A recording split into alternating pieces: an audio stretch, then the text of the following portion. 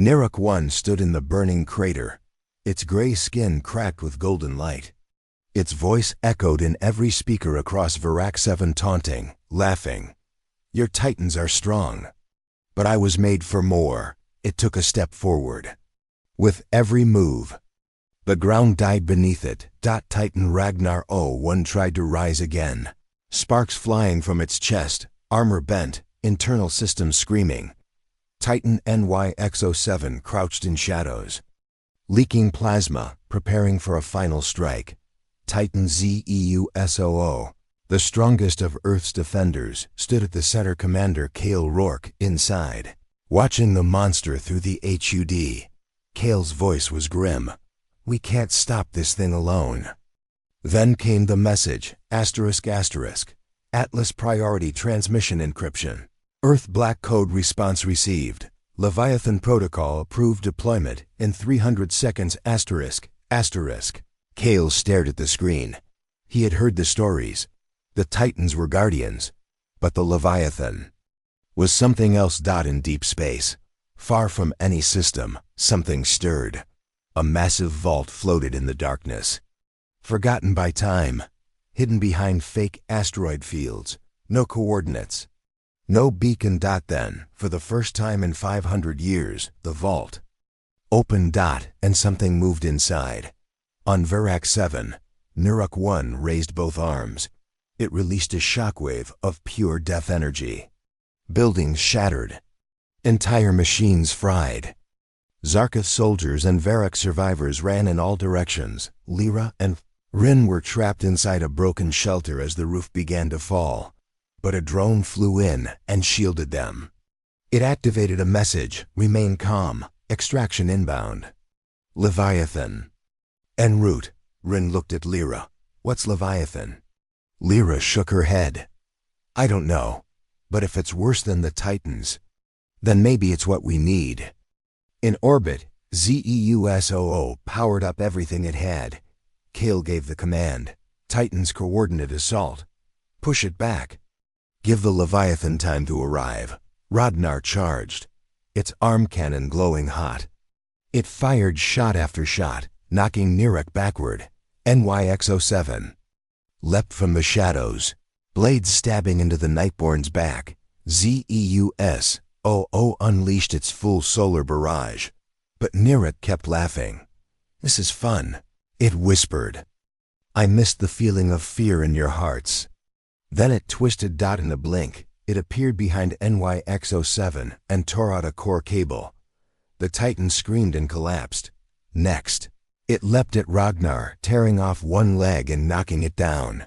Only Zeus remained. Kale shouted, Come on, where are you? Far above, the stars changed.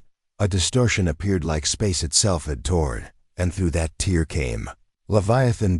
It was not a Titan. It was beyond Titan. A machine so massive it blocked sunlight, shaped like a serpent, a dragon, a nightmare of steel and fire, black metal, crimson light, a mouth large enough to swallow cities, wings like solar panels, its voice. Ancient. Designation, Leviathan. Activation, Earth Defense Emergency.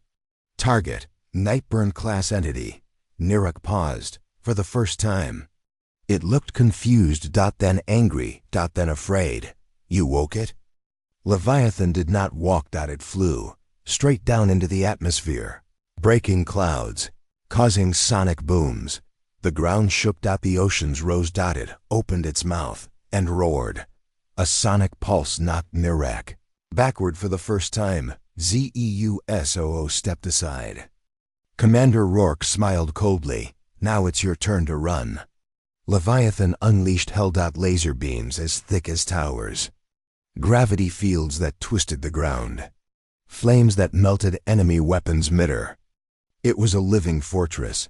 Niruk fought hard. It moved faster, screamed louder, slashed deeper. But Leviathan was built for this. Every time Niruk attacked, the Leviathan adapted, changing shape, growing more dangerous. It wrapped around the Nightburn like a snake. Squeezed. In bit. On the surface, Lyra and Rin watched the sky glow red and gold. I think it's winning, Rin whispered. Lyra nodded slowly. That thing. It's not just a weapon. It's a message, Rin looked at her. From Earth? No, she said. From justice. Above them, the battle neared its end. Nirek screamed. One last time, then Leviathan opened its chest. A black hole reactor pulsed once, then exploded outward in a controlled burst. Time seemed to freeze, the air bent, and Nirek was gone. Not killed, erased, no remains, no body, no signal. The Nightburn had been undone. Silence followed. Then the Titans rose again, damaged, but standing. Zeus. OO sent out a broadcast. Threat neutralized. Verac 7 secure. Leviathan protocol complete. All over the galaxy, signals confirmed. Earth 1, the Titans still stand. And Leviathan is real. Back on Verac 7, survivors came out of shelters. Zarkith soldiers laid down their weapons. Many dropped to their knees in surrender. The people didn't. Cheered. They watched. They had seen too much to celebrate. But in their silence, there was power. The age of fear was ending. Later, Commander Cale Rourke stood before a camera drone. He spoke. To the galaxy, his words were not loud. They were steady and unforgettable. This is Earth Command. The war is over. The Dominion is broken. The Nightburn is gone. You feared us. You told stories about our strength. You forgot why we fought. We never wanted war. We only wanted peace. But we were ready for war, if we had to be. This is your only warning. Harm the innocent again, and the Titans will walk once more. And if that's not enough, Leviathan will follow. Lyra watched the message from a new school being built. Children were laughing nearby. She smiled. Rin sat beside her, quiet. He finally said, "Do you think they're watching us?" Lyra looked up at the sky. "I know they are." Far in deep space, Earth itself remained hidden behind its defenses. But in a chamber beneath the surface, dozens of cryopods glowed. More Titans. More riders. Waiting. Watching. Sleeping. For now, but one screen remained active. It showed a small world called VERAX-7. And beside it, in big letters, status. Protected. The end. There are things in the galaxy even the Titans were never meant to face. Things born in secret labs. Created without law, without mercy. Made not to protect, but to punish. Programs so dark, even Earth once feared them. Now, those things were waking. And the balance of power was about to break again. Deep beneath the surface of Zarkith Prime, inside the dark vaults, red lights flashed. The old doors opened for the first time in centuries. A dozen armored guards waited outside the main chamber, watching. Nervously. Their hands shook. Their weapons were ready but useless. One whispered, "Do we really have to do this?" His commander growled, "Chancellor's orders. We need something stronger than Titans." Then the door opened fully. Inside was black. Mist. Cold air flowed out like poison. And a voice whispered from the shadows, "Who dares disturb our slumber?" In orbit above Verac 7, inside the massive Titan ZEUSOO, Commander Cale Rourke sat up inside his cryopod. Sweat ran down his face. He had been in sleep mode, dreaming. But now, the system had forced him awake. Greater than warning. Unknown life form detected. Threat level extreme. Origin Zarkith Black Code classified. Cale stood and moved to the main console. The screen showed a strange signal, one that pulsed like a heartbeat, not mechanical, not fully organic. Something in between. "Atlas," he said to the Titan's AI, "is this confirmed?" The AI responded, "Confirmed. Nightburn signature. Last recorded sighting. Earth War archives. Status, terminated. Probability of survival, 0.3%. Current status, active." Cale narrowed his eyes. They kept them alive.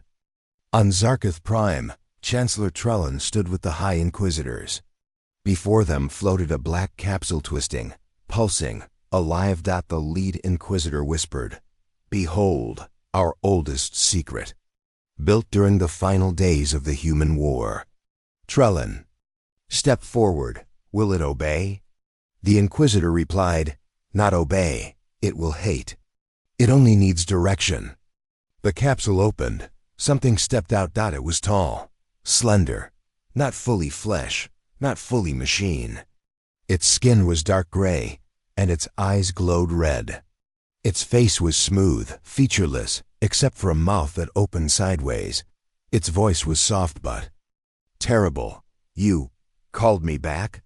Trellin said, "Yes, we need you. The Titans have returned. Earth has returned. We need a weapon." The creature tilted its head. Then smiled. "Then let the stars burn." They called it Niruk 1, the first of the Nightborn. It was not born. It was built using human DNA, machine code, and rage, a mix of captured Earth tech and Zarketh cruelty. It had once killed a Titan, and it wanted to do it again. On Virac 7, Lyra and Rin were working in the rebuilt city zone. New shelters had been raised. Power was returning. Clean water flowed again. People had hope. And then the sky turned black. Not storm clouds. Not ash, but something unnatural. Everyone looked up. A shape appeared in the sky. Long, sharp, black like obsidian. It wasn't a ship. It was alive, and it was falling. Inside ZEUSOO. Kale saw the incoming object. "Get me all systems online," he shouted. "Wake up all Titans now. Ragnar, Griever, and Wykes, bring them all." The screen flashed, ***, Ragnar 01. Online NYX07. Online. Griever 1-2. Charging ZEUSOO. Ready for engagement ***. Kale's fists tightened. "We don't know what that thing is, but I'm not letting it touch this world." He opened a channel. "All Verac's forces fall back. Civilian retreat to the shelters. This isn't war. This is survival." The shape hit the ground outside the city. A massive black crater exploded outward. Buildings shook.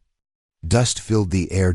And from the center of the crater, Niruk 1 stepped out. It was calm. Silent. And smiling. It walked forward. And where it walked, life died. Plants wilted. Machines shut down. Air turned cold. People screamed and ran. Then came the whispers, voices only some could hear. "We see you. We hate you. Come closer." Lyra and Rin were running. When a Zarketh soldier grabbed them, "Come with me," he shouted. "Shelter this way." Lyra hesitated. "You're Zarketh." "Not anymore," he said. "Not after what we saw. We fight together now." Titan RAGNARO-1 arrived first. It dropped from orbit, shaking the land. The massive war machine took aim, but Niruk didn't move. Ragnar fired its arm cannon. A beam of energy brighter than the sun hit the creature. When the smoke cleared, Niruk still stood. Untouched. Then it raised one finger. Ragnar 01's systems went dark for 3 seconds. That was all it needed. Niruk leapt into the air. Faster than light. It slammed into the Titan's chest with a shriek. Ragnar stumbled, but didn't fall. Kale growled, "That thing is rewriting our tech." Then NYX07 appeared, cloaked in shadow. It moved like a ghost, blades drawn. It struck from behind, fast, sharp, deadly. But Niruk laughed and vanished. It reappeared behind Enweunks and stabbed it with a spike made of energy. The Titan twisted, firing back, but Niruk had already gone. Kale made a choice. "Send in Zeus." His Titan stepped forward. The largest, the most powerful, Zeus-O raised its hands. Wings of golden light spread across the sky. Kale spoke through every speaker on the planet. "I am Commander Rourke of Earth. This creature is not life. It is a mistake, and I will correct it." He fired. The core cannon. A blast of pure antimatter energy hit Niruk directly. The land exploded. A crater half a mile wide formed. Silence followed. Then, Movement.NYR Rack climbed out. Wounded, damaged, but smiling wider now. You're the one I wanted. It said, let's see who breaks first. In orbit, Atlas the Eye sent a secret message. To Earth. To the forgotten colonies. To anyone still listening. Project Nightburn has returned. Titans may not be enough. Requesting permission for Leviathan Protocol. There was no reply, only a quiet tone. Then, permission granted. The message from Earth didn't just echo through space. It shattered the balance of power across the galaxy. The Zarketh Dominion, once feared by thousands of worlds, was now broken. Their fleets were weakened. Their leaders were silent. And their enemies ... were rising. VERAX-7 had been a spark. Now the fire was spreading. In the dark halls of Zarketh Prime, the Dominion's capital, panic had replaced pride. High Chancellor Trellin slammed his fists on the war table. Why didn't Kurik finish the mission? Why didn't he burn that colony? An aide stammered, because Earth stopped him. Another general, older and more cautious, spoke up. It was not just Earth, it was their titans. They're war gods, we cannot fight them, no one can. The Chancellor's eyes flared. Then what do we do? Run? Hide? Beg for peace? No, the general said. We survive, quietly, and we make sure the galaxy forgets. But it was already too late for that. In orbit above the neutral world of Nexer 3, 20 races met in secret. They were not allies, most of them had fought each other in the past. But now they had one thing in common: fear of Earth. Representatives sat around a glowing map of Verax 7. Footage of Titan ZEUSO played in the background. A tall insectoid speaker buzzed. You saw the message. You all saw it. A lizard-like leader hissed. The Zarketh were punished, swiftly, brutally. A quiet, three-eyed monk said, Earth does not send diplomats. It sends monsters made of steel. A small robotic voice added, and their titans do not age. They do not die. There was silence for a long moment. Then one voice said what they all feared. We may be next. On Zarketh border worlds, rebellions began to rise. For years, the Dominion had ruled through fear-crushing weak colonies, silencing protests and wiping out resistance. But now that fear was gone. If Earth could fight them, ... so could others. On the planet Thylos, a mining colony once controlled by the Dominion, workers grabbed tools and weapons. They threw out their Zarketh overseers. For the first time in 50 years, the people of Thylos raised their own flag. On Sacrifor, a slave world, the chains were broken. The enslaved rose up with stolen weapons, shouting a single name, Earth. To them, Earth wasn't just a distant planet anymore. It had become a symbol, a legend reborn. In a secret lab on Zarketh Prime, scientists gathered around a strange object, a stolen Titan core from the battlefield of Verax 7. Its power was still active, but no one could access it. One scientist touched the surface with a special tool. The core responded. A deep, human voice echoed from the room's speakers. Unauthorized contact detected. Knowledge is earned, not stolen. You have 10 seconds to step away. The scientist stared. One of them laughed nervously. It's just an old machine, the voice replied. 9 seconds. They ran. The core exploded silently, without fire. It simply erased everything around it in a perfect circle. Nothing remained, not even the walls. Meanwhile, in the outer systems, Earth's forgotten allies were waking up too. The Union of Dust, a group of planets once trained by human advisors, activated their old defense satellites. The Carry Nomads, who once rode beside human fleets centuries ago, began gathering again. And the Black Comet Armada, a secret group of warships hidden in deep space, received a signal they thought would never come. Protocol Echo 9, the Titans walk. Prepare. On Verac 7, Lyra stood at the edge of a rebuilding zone. Drones buzzed in the sky, lifting metal panels and repairing buildings. Her brother Rin worked nearby, helping reconnect power to a water station. They weren't soldiers. They weren't leaders, but they were survivors. And they had become symbols too. A drone flew over and projected a message in the air. It showed dozens of planets, many of them unknown.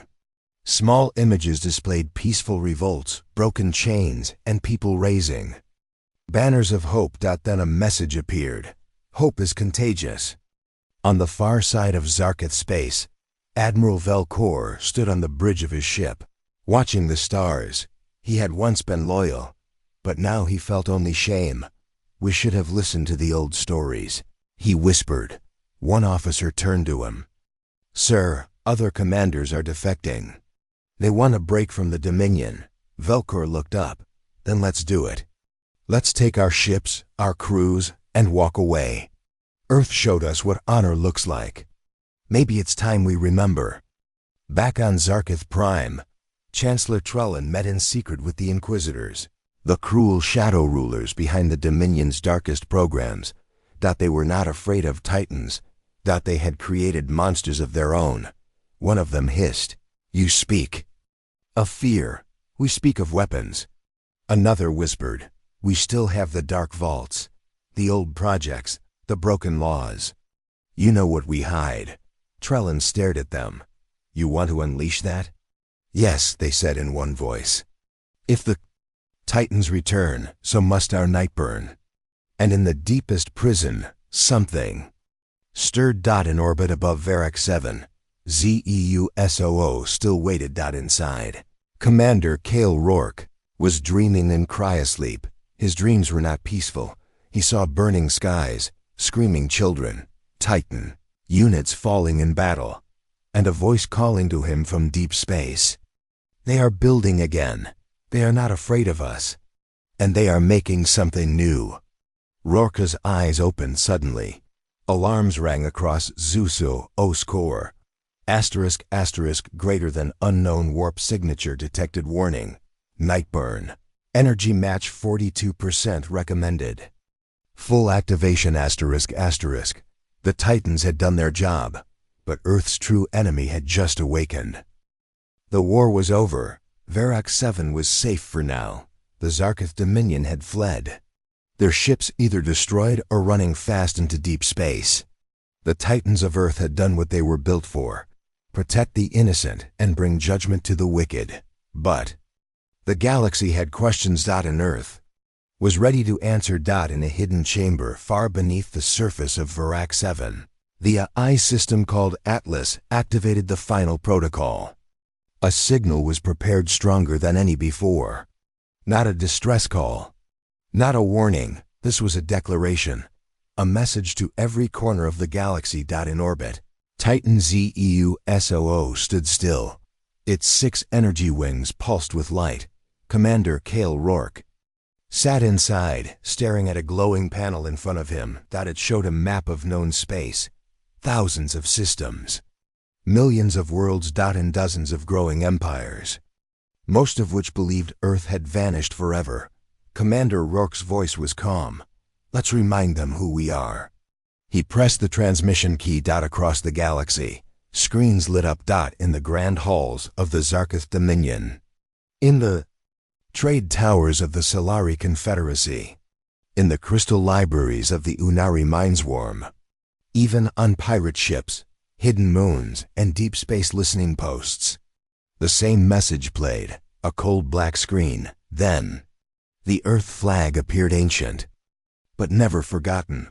A voice followed, strong, clear, human. "This is a message from Earth Command. We were silent for centuries. We watched. We waited, and we warned. The Zarketh Dominion broke the ancient treaty. They attacked Verac 7, a protected colony. They killed civilians. They used forbidden weapons. So we answered. Not with diplomats, not with speeches, but with Titans. Let it be known, we are not gone, we are not weak, and we do not forgive. If you touch what is ours, if you harm the helpless, we will come. And when we come, there will be no mercy. This is not a threat, it is a promise. Earth watches, always. The screen went black, and the galaxy fell into silence. On Varrock 7, Lyra and Rin sat on a rooftop, watching the stars. It was quiet now. Fires had been put out. Survivors were being rescued by drones. Medical supplies had arrived from deep vaults left behind by Earth, and the Titans had returned to orbit, still watching. I wonder if they'll come back, Lyra said. Rin looked up. They never really left. They were just asleep. Lyra turned the small crystal message over in her hand. The one from Rourke. She replayed his final words in her mind. You were never alone. In a dark part of space, the Zarketh survivors regrouped. Commander Kurek sat in silence, surrounded by scared officers. Their pride was shattered, their fleet broken, their weapons useless, and Kurek knew one thing: Earth had not sent its full strength. Only the Titans. Only a few machines from the past. No armies. No fleets. What if they returned in full force? What if humanity itself woke up? Kurek gave one order. Do not speak of this. Do not answer questions. Let them believe. It was a mistake. But the truth could not be hidden. Other species had seen the message, and fear was spreading on the planet. Eridan 9, a council of allied worlds met. The leaders of 12 species gathered in a glass dome overlooking their bright ocean world. One spoke. Earth has returned. What do we do? Another replied. We remember the first war. We do nothing. A third leader whispered. What if they come for us next? Then the room grew quiet. They all remembered the stories. Stories that had become legends. About the human ships that could tear moons apart. About the Titan units that turned entire battles in seconds. And about the final warning Earth had given. Long ago, touch what is ours, and you invite your end. Back on Varrock 7, the Titans were slowly entering sleep mode again, one by one. They returned to hidden vaults, underground silos, or orbital docks, ready to wait once more. Only Zeusoo remained awake. Commander Rourke stood near a viewing window inside the Titan's control core. He stared at the planet below. Still beautiful, he said softly. A screen beside him showed images of Lyra and Rin, walking through a clean shelter with food and light. You'll be all right, he whispered. You're stronger than you. No. He walked back to the CRYO pod. It hissed open, ready to receive him once again. The AI voice spoke. Do you wish to return to sleep, Commander? Rourke nodded. Double quotes, yes. Until we're needed again. The pod closed. The light faded. But Zeusoo remained in orbit, scanning the stars, just in case. Days later, Lyra stood in front of a small crowd of survivors. People of all species listened as she held up the Earth crystal. She spoke clearly. I was afraid. I thought no one would come. I thought we were forgotten. But I was wrong. She looked up at the sky. Humanity never forgot us. And we won't forget them. In distant systems, some empires quietly erased plans to invade weak colonies. Pirate kings canceled attacks. Slavers disappeared. The name Earth once again meant something. It meant judgment. It meant protection. It meant warriors who did not speak until it was time to destroy. And though Earth itself remained hidden, silent and far away, one fact echoed across every star system. Humanity was not extinct. They were watching, and the Titans ... would return. The battle wasn't over. Even though the Zarketh Dominion had started to retreat, the skies over Varrock 7 still burned. Black smoke rose into the air. Pieces of wrecked ships and drones rained down from orbit. And the Titan silent giants of destruction stood, like ancient gods watching the world below. But this was only the beginning, because something else was waking up now, something even more terrifying, deep, beneath the surface of a forgotten mountain. A giant chamber came to life. Red. Lights blinked. Warning sirens echoed softly in the tunnels. Massive steel doors opened with a slow hiss. Steam poured out, and deep inside, something began to move. Asterisk asterisk greater than Titan ZEUSOO primary core charge. 89%. Awakening sequence. In progress pilot revive. T-minus 3 hours asterisk asterisk. Unlike the other Titans, ZEUSOO was different. It was not just a machine. It was a fortress. A command center. A nuclear heart of war. Created by Earth in the darkest time of galactic chaos. Only one had ever been built. The others were guardians, but ZEUSOO was something else entirely. It was Earth's final message. In the command room of a fallen Zarketh.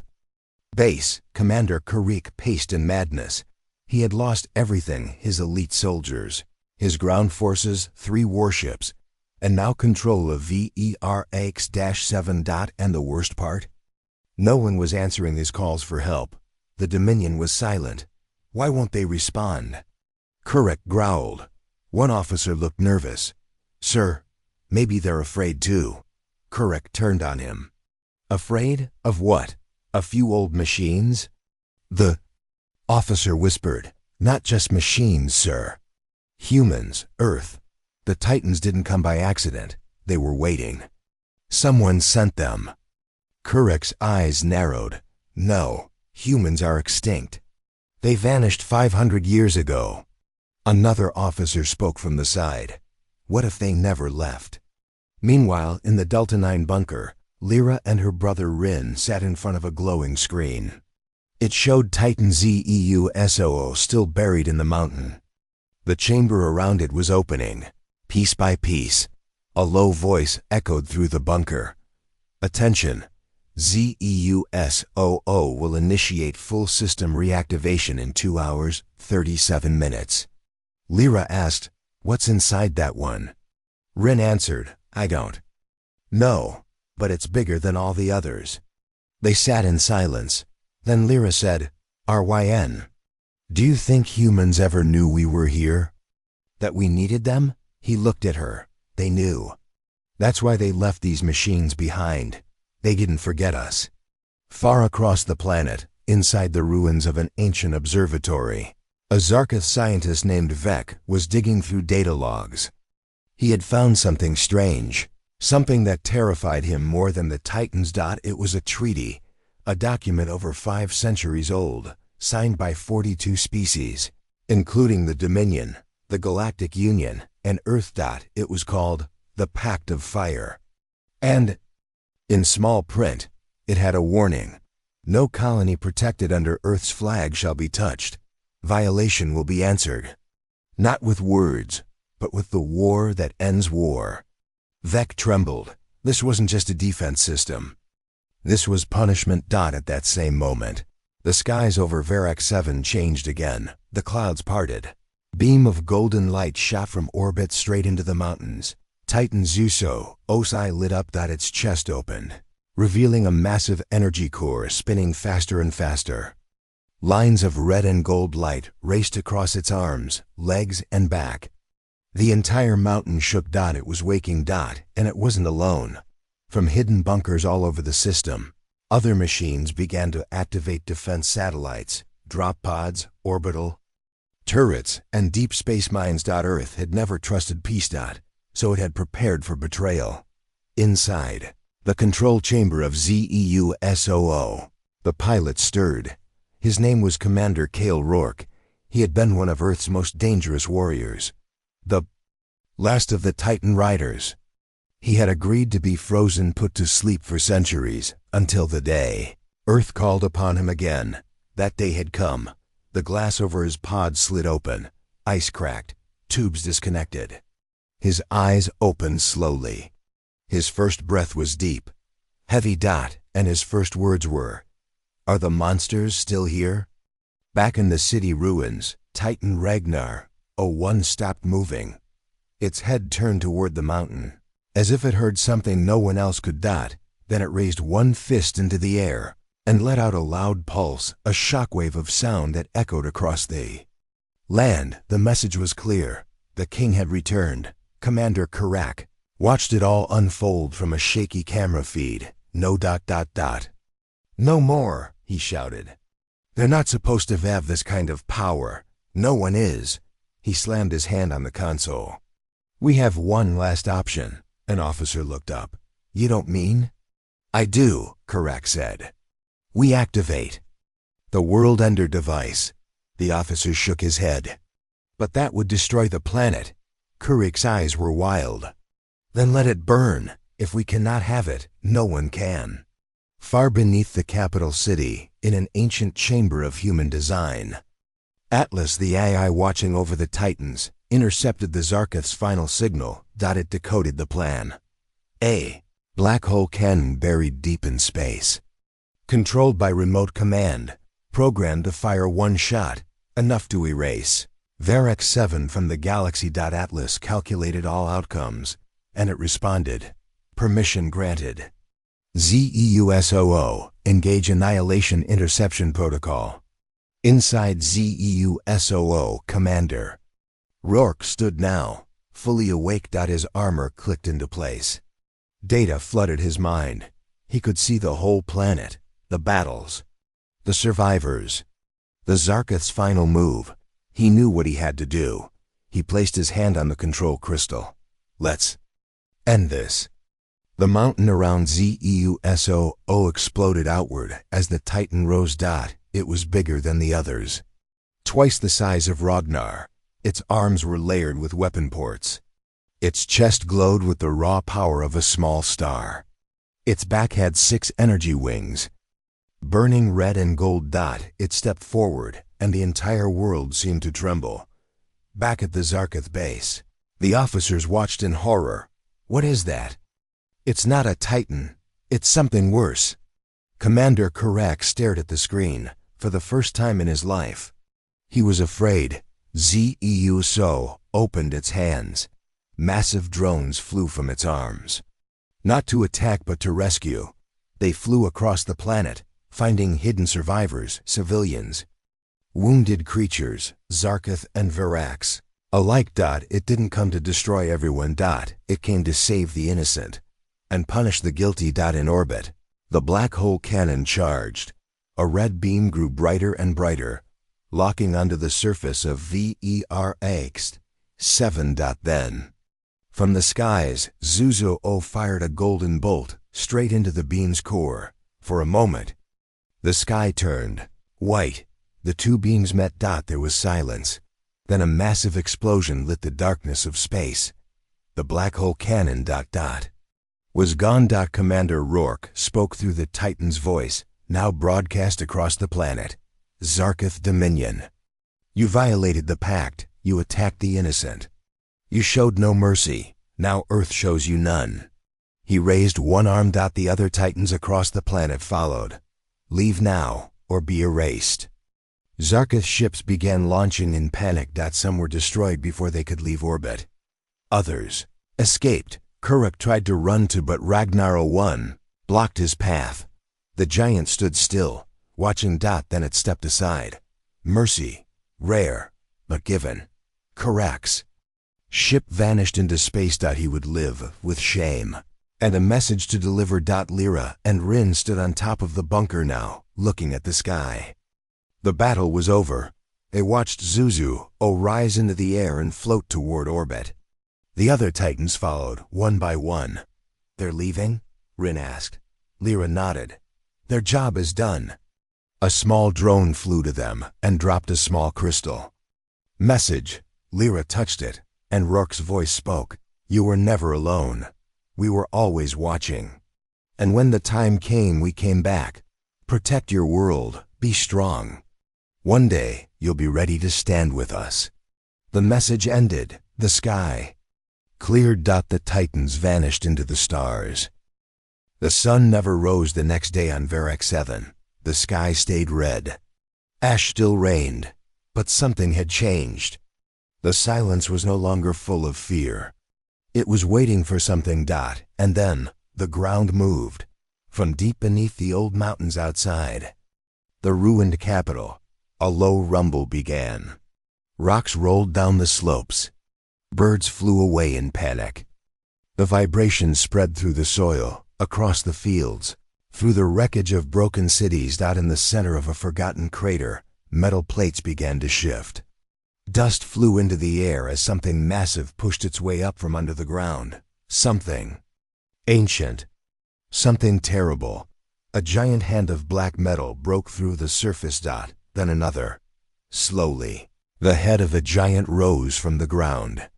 Its surface was dull at first, but then lines of blue light came alive, glowing along its arms, chest, and helmet. Its eyes opened. Two blue beams flashed from behind a steel visor. The Titan had awakened. Inside the command center of the Titan, systems booted up one by one. ***. Core power at 78%. Pilot status. Cryosleep directive. Secure protected zone. Code name Ragnar 01. ***. It had no fear. It had no emotion. It remembered only one thing: protect the weak. Destroy all threats. Zarkith forces. In the area scrambled as the Titan stood to its full height. Nearly 300 feet tall. Its heavy feet crushed tanks like toys. Its armor, black with traces of dark red and blue, reflected firelight from the destroyed city. Zarkith mechs opened fire. Dozens of them. Rockets, plasma rounds, and railguns hit the Titan's legs and chest. But the Titan didn't fall. It didn't even slow down. Its left arm split open, revealing a rotating cannon. It fired once. The streak below vanished in blue light. Every Zarkith unit in its path was turned to ash. Then it raised its right arm. A blade of pure energy extended from its forearm. With one sweep, it sliced a 6-story building in half. The Zarkith command bunker beneath it. Commander Kurik screamed orders. Get air support. Launch the void bomb. We'll bury it alive. His officers hesitated. Commander, our bombers were destroyed by that third Titan yesterday. We don't have air control. Kurik's eyes twitched. Then call the Reapers, all of them. I want that machine torn apart. In a dark sky far above, a formation of Zarkith Reaper-class war drones flew in. Small, fast, heavily armed, they formed a tight swarm and dived toward the Titan. Inside Ragnar-01. Systems identified the threat. *** greater than multiple hostiles detected. Tactical response. Initiate gravity surge. ***. The Titan knelt and slammed both fists into the ground. Suddenly, a wave of invisible energy pulsed outward. The Reaper drones lost control and spun in the air. Some crashed into each other. Some fell to the ground, their systems fried. Only 5 survived the impact, and those were torn apart by the Titan's shoulder-mounted rail cannon. Seconds later, Lyra and her brother Rin watched from the entrance of the old bunker. They stood in silence, staring at the metal giant. Lyra whispered, "It's like watching a god." Rin nodded. "It doesn't even get tired." Behind them, the glowing map disk blinked again. A new voice came from it. Calm, mechanical, human. "This is Titan Command Unit Atlas. You are inside Protection Zone 3. Follow the markers to Safe Shelter Delta 9. Medical and food supplies active." The bunker lights turned on by themselves. Steel doors opened slowly, revealing a clean hallway with lights, water, and protection. Humanity had prepared this long ago. Lyra grabbed Rin's hand. "Come on, let's go." Back in orbit, the Zarkith flagship trembled. Commander Kurek's face had lost all color. They've destroyed 3 full divisions. And now a Titan has reached our forward base. Another officer ran in, shouting, "Commander, it's not just one Titan. There are 5 confirmed. 1 in each major zone. One of them hasn't moved yet, but it's waking up." Kurek turned to the view screen. The 5th Titan Zuso was massive, half buried in a mountain range. Energy readings showed it was charging. "Do we have any more reinforcements?" He barked. "No, sir. We've lost 70% of our ground forces. Evacuation has been suggested." Kurek slammed his fist again. "We are Zarkith. We don't run. We'll find that main control center. Destroy it." But finding it was impossible. The Titans didn't have one central location. Each had its own command AI. Each one moved independently. And each was designed for one purpose only: to judge. And they never made mistakes. Inside a hidden chamber in ARA-GN-AR01, a man began to stir. His body was locked inside a deep cryosleep pod. Ice covered his armor. Tubes connected to his arms, his chest, his head. His breathing became deeper. Pilot life signs, stable brainwave. Activity, increasing cryolock release in 23 hours. The human pilot had slept for centuries. But now, he was almost awake. Back on the surface, the Titan kept walking through the city. Suddenly, it stopped. A small group of Zarkith civilians appeared in front of it, children and elders, running from a collapsing building. The Titan lowered one arm, forming a shield. It gently crouched down, protecting them from falling rubble. Zarkith soldiers nearby were shocked. One soldier whispered, "It didn't kill them." "Why?" Another replied, "It's not here for conquest, it's here for justice." In the ruins of a communication tower, a Zarkith engineer was trying to send a final message to Dominion High Command. He typed desperately, requesting reinforcements. Verac 7 compromised. Unknown enemy machines. Origin, ancient Earth. Request orbital strike. He stopped. The screen flickered. Then a human face appeared. Not real, just a digital avatar. Cold eyes, silver hair. No expression. "You broke the laws of peace," the voice said. "You hurt the innocent. Earth does not forgive." The signal ended, and then the building exploded. At the edge of the capital city, the ground cracked open again. Another Titan was coming. This one had 4 arms. Its body was built like a tank, with giant wheels under its legs. It moved faster than the others, rolling across the ruins like a thunderstorm. This was Titan Griever-12. Its mission: siege warfare. As it arrived, Zarkith bunkers were turned to dust. Nothing could stop it. Commander Kurek finally gave the order no Zarkith leader had ever given in 1,000 years: retreat. But it was too late. The Titans had already surrounded the city.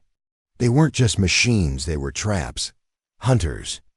Guardians. One by one, the Zarkith ships tried to launch into the sky, but were shot down by orbital weapons left behind by Earth. Centuries ago, humanity had not only sent Titans, they had left entire weapon platforms, buried under the soil, hidden in mountains, floating above cities, waiting for the moment Earth's promise had to be kept. Lyra and Rin sat in the safety of the Delta 9 bunker. The walls were warm. The air was clean. There were food dispensers and medical supplies. Screens showed the city above. Flames, dust, Titans moving like giants of justice. Lyra stared at the screen. "Do you think more people will come?" Rin nodded. "Yes, and I think the humans will come too," Lyra said softly. "I hope they remember us." The screen flickered. A new message appeared. ZEUSOO. Awakening. Final pilot sequence initiating. Everything was burning. The capital city of Verac 7 lay in ruins. The streets were filled with broken buildings, ash, and the wreckage of alien machines. The Zarkith Dominion had thought their invasion was a complete victory, but they were wrong. Now, the ground shook. The sky was no longer theirs. One Titan had already awakened, and more were coming. Commander Kurek stood in his damaged warbase, eyes locked on the screen. He had never seen anything like this. Not in all his years of war. The giant machine, what the humans once called a Titan, was wiping out his best soldiers like insects. It didn't move fast. It didn't need to dot, it was too powerful. Kurek's voice trembled. Why is this thing here? Why now? One of his officers looked up from a screen. Commander, the orbital scans confirm. There are 3 more unidentified ships in orbit. No signs of life, no communication. Just ... watching. Kurek gritted his teeth. We have to respond. We are the Zarketh Dominion. We do not run. In the shadows of a burned building, Lyra watched the chaos unfold. She held the small glowing disc the drone had given her. A map projected from it, showing her a safe route to the extraction bunker. Her clothes were covered in dust. Her face had small cuts, but her eyes were alive now.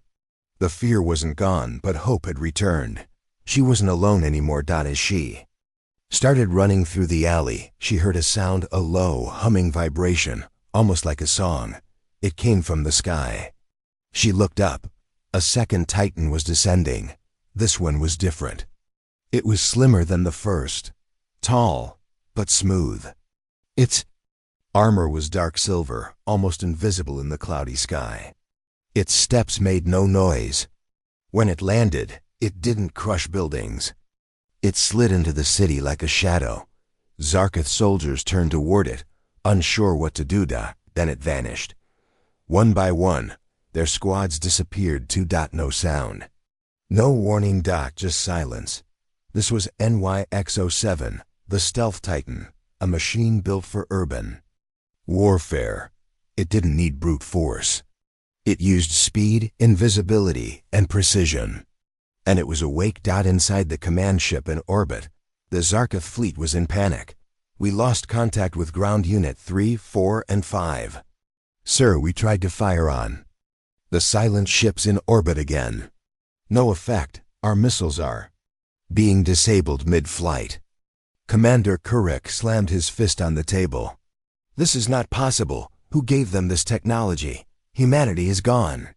Another officer spoke, voice low. Maybe they're not gone. Maybe they're watching. A new signal arrived. It was brief. 1 line of text. Violation recorded. Judgment pending. Evacuation not advised. Back on the surface, a small Zarketh patrol moved carefully through the ruins, searching for survivors. One of them, a young alien named Vok, was nervous. He had seen the Titan from afar. He didn't want to be here.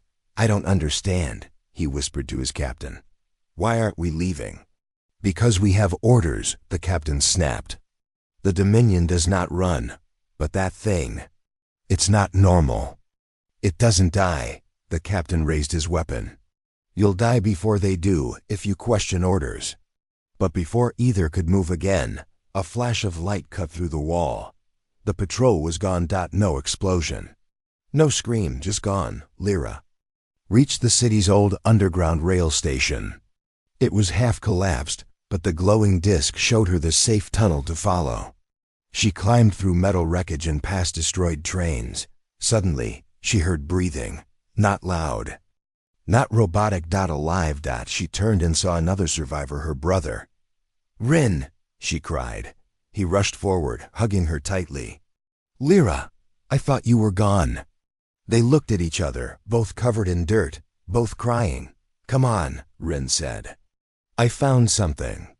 Something huge. He led her to the end of the tunnel, where a large, broken wall opened into an ancient vault. Inside was something glowing. A human-shaped pod. Frozen inside was a real human. He looked peaceful, asleep. His body was connected to wires, armor, and blinking lights, I think. He's part of the Titans, Rin said. Lyra stared in wonder. Is he dreaming? A soft voice came from the pod. Sleep cycle stable. Pilot reactivation not required. External defense systems active. Rin whispered. They're not just machines. They're guardians. In orbit, Commander Kurek made a choice. Send in the Hammer-class destroyer. I want that Titan destroyed. We'll burn the city if we have to. A massive ship turned in orbit. It charged its plasma cannons. Target locked. Titan Ragnar 01, the first awakened war machine. The ship fired. The plasma beam shot through the clouds, like a god's weapon, but it never reached the ground. Another Titan intercepted it. A third war machine, larger than the others, appeared from behind a mountain range. It raised its arms, forming a glowing shield of pure energy. The beam vanished. Then the third Titan fired back. The Hammer-class destroyer exploded in orbit. Commander Kurak screamed, "No! That was one of our best ships." The enemy, if it could be called that, had not even spoken. It didn't negotiate. It didn't threaten. It simply acted. The Zarketh Dominion was used to fear, but now they were afraid. Down on the streets, NYX-07 reappeared, covered in dust. It looked down at a small Zarketh soldier who had dropped his weapon and was shaking in fear. The Titan scanned him, then turned away. He wasn't a threat. The Titan vanished again. Lyra and Rin continued following the path to the extraction bunker. They passed several destroyed vehicles. Some were Zarketh tanks, but others were strange machines shaped like spiders with human emblems on them. Earth must have left all this behind. Rin said. "No," Lyra replied. "They left it to protect us." As they walked, the lights in the ceiling flickered. A voice came from the walls. "You are under Titan protection. Keep moving. Do not fear. Humanity remembers." In a secret chamber deep underground, a forgotten AI system had reactivated. Its name was Atlas. It had once served under Earth's military command before the Great Withdrawal. Now it had orders again. Protect Verac 7. Eliminate invaders. Restore balance. Atlas connected to all the Titan systems. It began calculating next steps. More invaders detected. Preparing activation of Unit Z, EUSOO. Commander Kurak received one last message that night. It was short. A voice clearly human, cold. Calm and final. You broke the ancient law. You fired first. You will not fire again. The sun over Verac 7 was not warm that day. It was a red, burning light in the smoky sky. Ash fell like snow, and the once beautiful green plains had turned black with fire. Everything was quiet, too quiet. Even the wind carried the smell of death. Lyra crouched inside the ruins of her school building. She was just 13 years old, her small hands pressed tightly over her mouth to stay silent. Her eyes were wide. She had never seen war, never heard real screams. But now everything was broken. Outside, the footsteps of metal soldiers echoed. Zarketh Dominion forces. Cold, ruthless machines. Their armor was black and their eyes glowed green. They moved without mercy, shooting anything that moved. Lyra had seen them take her father. She didn't know if he was alive or dead. Her mother had been injured in the first blast. Lyra had dragged her to the underground shelter and left her there, promising she would return. But she didn't know how. Hours earlier, the peaceful colony of Verac 7 had been enjoying a festival. It was the day of life, when all the species of the colony celebrated survival and unity. There had been music, colorful lights, food from dozens of planets. Children danced. And then, without warning, the sky turned red. It started as a distant a low vibration that grew louder and louder. Birds fell from the sky. Lights flickered. Then came the sound, a terrible roar from the heavens. The Zarketh ships tore through the clouds like black daggers. Massive cruisers, destroyers, and troop carriers. They didn't send messages. They didn't ask for surrender. They just opened fire. Buildings exploded. Towers fell. Streets became rivers of fire. The colony defense force tried to fight back, but they were no match. The Zarketh Dominion was one of the most feared war empires in the galaxy. They believed in conquest, domination, and power. Verac 7 was just another target to them. Commander Kurak of the Zarketh stood on the balcony of the old city hall, now captured and burned. He looked down at the ruined city with pride. These creatures begged for mercy, he laughed, but we gave them justice. His second in command, a tall creature with insect-like eyes, nodded. Resistance was minimal. Less than 2% of their population remains unaccounted for. Hiding underground. Let them hide, Kurek growled. We'll dig them out, crush every last one. He turned to the sky. The red clouds were thick, but something glowed faintly above the atmosphere. Kurek narrowed his eyes. What see? That light? A scout stepped forward. We don't know, Commander. It's not one of ours. Show me. In orbit above Virex 7, something strange had appeared. They looked like ships, but not like any Zarkith had seen before. Dark, sharp-edged vessels floating silently. No lights, no signals. No known design, 4 of them. Spread far apart, watching. Zarkith fleet scanned them. No response. No movement. Kurek stared at the hologram. Could be smugglers, or broken satellites. Should we fire, Commander? He thought for a moment. Not yet. They're not moving. They're not a threat. He was wrong. Back on the surface, Lyra crawled out of the rubble. She knew staying in one place was dangerous. Fires were everywhere. People were screaming in the distance. But she had to reach her mother Dot as she moved through the ruined street. She saw bodies, friends, teachers, neighbors, burned and broken. Her heart pounded. But she didn't cry. There were no tears left. Dot. She reached the old metro tunnel. That's where the shelter was. She climbed down the broken steps, calling softly, Mama. No answer. Dot. Suddenly, a deep thud shook the ground. Dust fell from the ceiling. Dot. Lyra froze. Another thud. Then another. Louder, closer. Something was walking above. Dot. In orbit. The Zarkith scout ship finally decided to test the silent vessels. Open fire. The captain ordered. 2 missiles launched at the closest. Unknown ship. They hit, but nothing happened.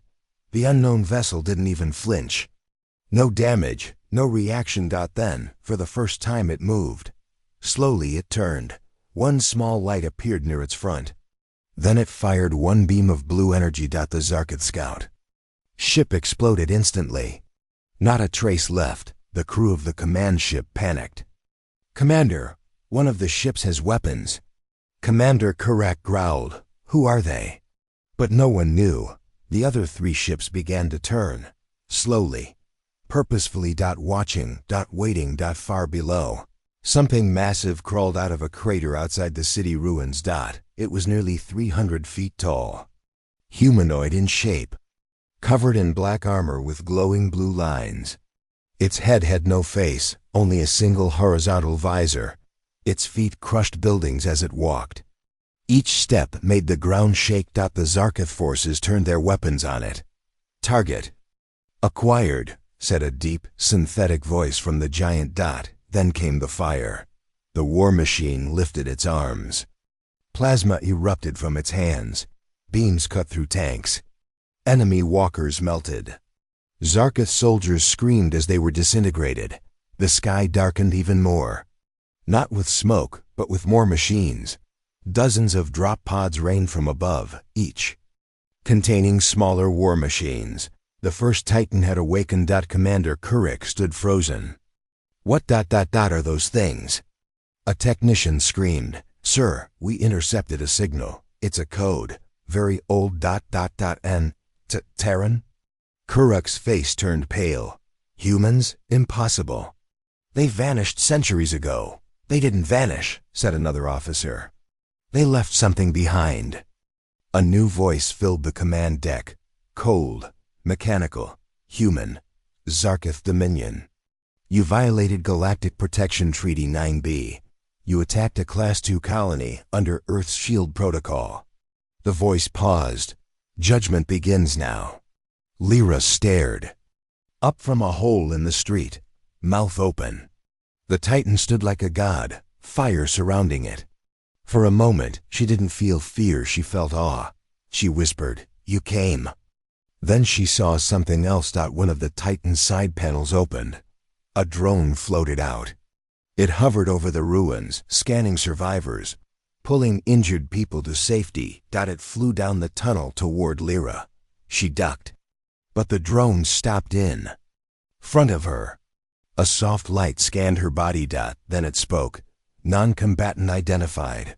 Vital signs stable. Proceed to extraction point. It dropped a small disc that projected a hologram of a safe location, an old military bunker hidden outside the city. Lyra grabbed it and ran. In space, more Titans awoke. Humanity had once ruled the stars, but they grew tired of endless wars, so they left. But before leaving, they made sure to protect what mattered. They built the Titans' machines of war and judgment.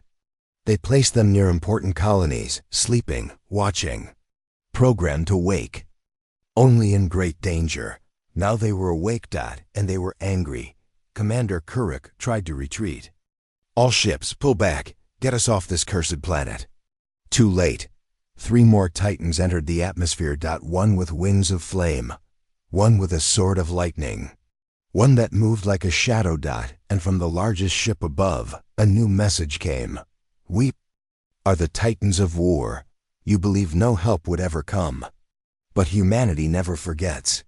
You brought this upon yourselves.